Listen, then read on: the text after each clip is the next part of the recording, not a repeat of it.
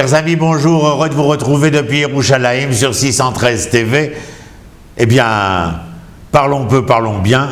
Aujourd'hui, essayons de comprendre cette question que j'entends souvent parmi mes amis et qui nous demande, est-ce que véritablement Dieu est toujours avec nous ou Dieu nous abandonne-t-il? Lisons dans le Sefer Dvarim. Atem nitzavim hayom kulchem lifnei Elohechem rashechem shiftechem vechulei.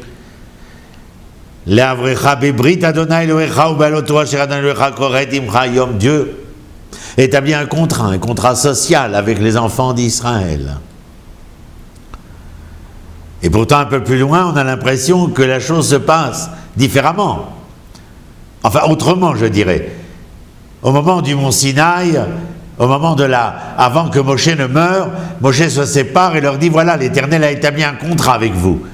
Mais dans le même livre de Dvarim, au chapitre 29, « Velo itrem levatrem anochi korez » pas seulement avec vous que j'établis l'alliance, mais avec tous ceux qui furent avant vous et après vous aussi. « Qui est asher yeshno po imanu, omed hayom lifnei Adonai Eloheinu, ve'et asher inenu po imanu hayom » ceux qui sont présents et ceux qui ne sont pas présents. Avec tout cela, ceux qui sont absents ou présents, mais présents au futur, cette alliance va obliger, dans le sens juridique du terme, obliger l'ensemble. Mais moi je vous pose une question, est-ce qu'on peut contraindre ceux qui n'étaient pas là, les absents? Ils pourraient venir et dire, je n'étais pas présent, je n'ai pas signé.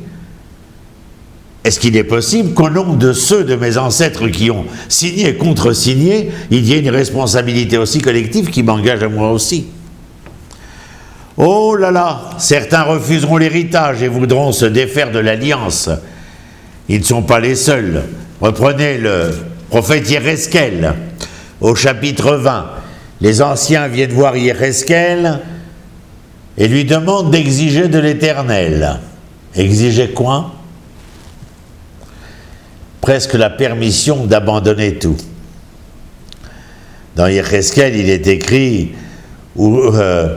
comment disent-ils?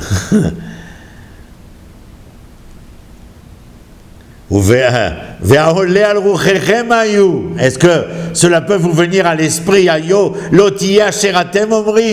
Ce ne sera pas ce que vous dites là, ce que vous voulez dire. Ça ne sera jamais. Quoi? Qu'est-ce qu'ils veulent dire? Niek Agoïm. Allez, devenons comme les nations du monde. Il y en a marre d'être Israël. Ça suffit d'être juif. Kemishperot ha'aratzot, comme les nations du monde. Les charrettes etz ve'even. Servons le bois et la pierre. Hein? Et si on était comme tout le monde? Ça serait nettement mieux. La réponse au verset 33 de Yéhezkel est cinglante. Mais c'est l'Éternel qui répond par la voix de Yéhezkel. Chayani. Vivant je suis, ça veut dire, je vous assure, Ani Neum Adonai Elohim, moi qui suis l'Éternel créateur et l'Éternel omniprésent dans l'histoire des hommes. Imlo beyat chazaka ou bezroan etouya, si ce n'est avec la main forte et une puissance d'action, ou bechema shfura, une grande colère. Emlor alechem, je régnerai sur vous. Oui. À l'époque de Yéhezkel, Yéhezkel est d'abord prophète en Eretz Israël. Mais il poursuit sa prophétie lorsque le premier exil de Judée avec Joachim sont emmenés à Babylone. Et là, les enfants d'Israël lui disent, bon bah, écoute, et le temple est encore présent pour plusieurs années encore. Les enfants d'Israël viennent voir Yéhezkel et lui disent, allez, cela suffit. Il n'y a aucun avenir possible pour nous. Devenons comme tout le monde. Et Yéhezkel a donné la réponse que je vous ai lue, mais qui est une réponse qui est par la voix de Yéhezkel, celle de l'Éternel. Ils ont exigé, ils ont des requêtes concernant, bien sûr, comment disent-ils, et le Kohen qui a pris un serviteur, le serviteur peut-il manger des offrandes au Kohen? Yéhezkel leur dit bien sûr. Il dit alors, si le Kohen se sépare de son serviteur, est-ce que le serviteur peut encore manger des offrandes du Kohen? Yéhezkel leur dit non, il n'appartient plus au Kohen. Eh bien alors voilà. L'alliance qui a engagé les autres générations, bien n'est plus acceptable. Nous n'avons jamais dit oui. Tant que nous étions la génération qui appartenait à la génération qui avait contresigné, ou bien aux générations qui se trouvaient sur la terre d'Israël, alors bien sûr nous étions responsables collectivement, mais aujourd'hui, non seulement nous n'étions pas de ceux qui ont signé, mais qui plus est, nous ne sommes même plus sur la terre d'Israël. Lâche prise, Yéhezkel. Nous n'avons plus aucun avenir dans ce domaine-là. Notre devenir est de ressembler aux nations du monde. D'ailleurs, examinez l'histoire qui sera la nôtre. Après avoir quitté la terre, c'est l'assimilation galopante, énorme à laquelle nous sommes encore confrontés. Le Akedat Yitzhak, Rabbi Yitzhak Harama a écrit dans son livre, qui s'appelle, comme je l'ai dit, Akedat Yitzhak, le Créateur a gravé dans la mémoire profonde de chaque être, aux sources premières de la nature créée, une volonté de vivre, un refus de se perdre, même si des exceptions existent et des hommes courent au suicide. Le genre humain ne se suicidera jamais. Car même au niveau de ce macrocosme de l'homme, de l'humanité se battra pour persévérer dans la vie. Alors comment vous, parce que l'exilé d'un temps, pouvez-vous penser cela? Et le Rav Yitzhak Harama continue, toute tentative d'échapper à votre destin, la Yehoud Shelachem, est absolument impossible. Ce n'est pas un contrat comme les autres, c'est d'une autre nature, dimension de l'être homme. Ce n'est pas simplement l'homme convoqué dans une espèce de contrat biparti, triparti, non! Il s'agit du contrat de l'être homme, du devenir de l'homme en tant qu'être. Car sinon, sous-entend Yéhezkel et le Rav Yitzhak Harama dans son livre Akedat Yitzhak, eh bien, c'est comme si vous veniez me dire que nous en finissons avec la création, que tout retourne au tohu vavohu. Est-ce possible? Non. Des particuliers, des individus peuvent décider, bien sûr, d'abandonner le navire. Ce que dira Shmuel à Shaoul lorsqu'il revient de la bataille contre Amalek et qu'il ramène Agag avec lui, le roi de Amalek et du bétail. Shmuel lui pose la question, quel est ce bruit de pas que j'entends? Et Shaoul répond, ce sont des animaux que nous avons ramenés afin de les offrir en sacrifice à l'Éternel pour la victoire qu'il nous octroya. Et Agag, alors que fait-il là?